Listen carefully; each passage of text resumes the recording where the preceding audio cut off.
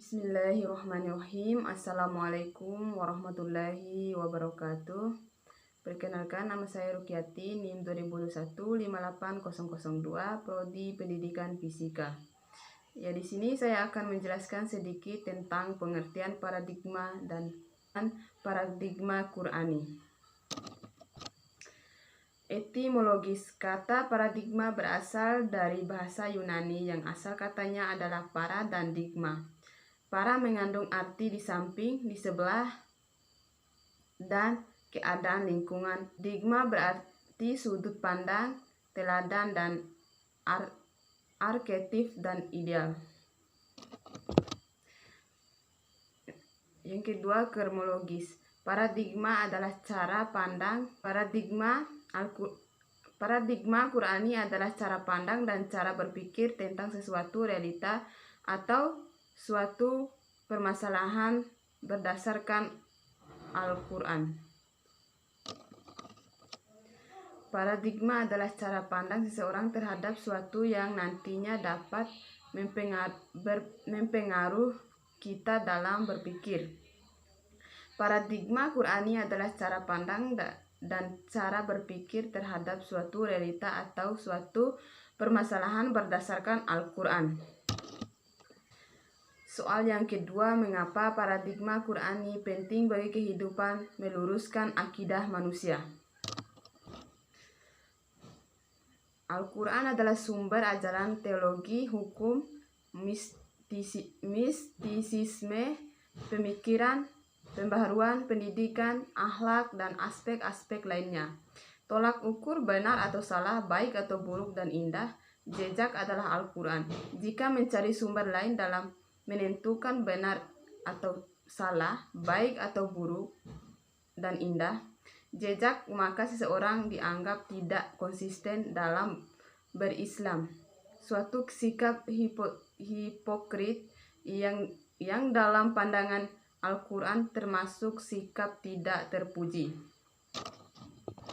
Soal yang ketiga, jelaskan sumber historis, filosofis, psikologis, sosiologis, dan pedagogi.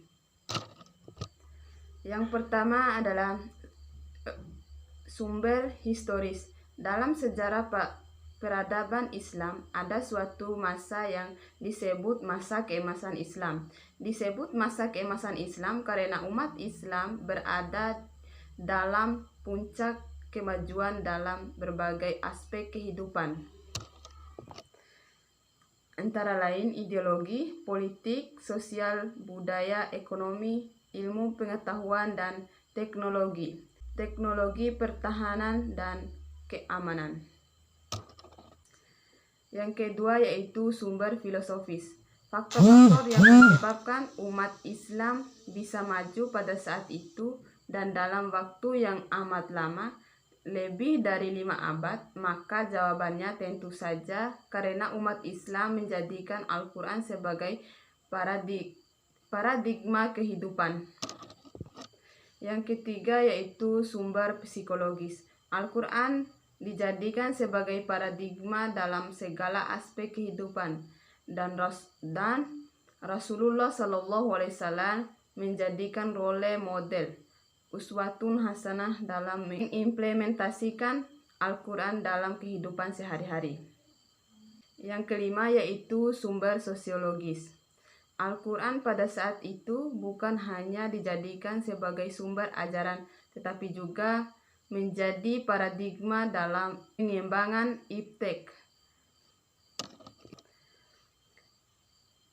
pengembangan budaya, bahkan Al-Quran dihadirkan untuk mengatasi dan menghadapi berbagai problem kehidupan umat Islam saat itu. Yang kelima yaitu sumber pedagogis. Para sahabat menjadikan Rasulullah sebagai penuntun, figur, dan pemimpin.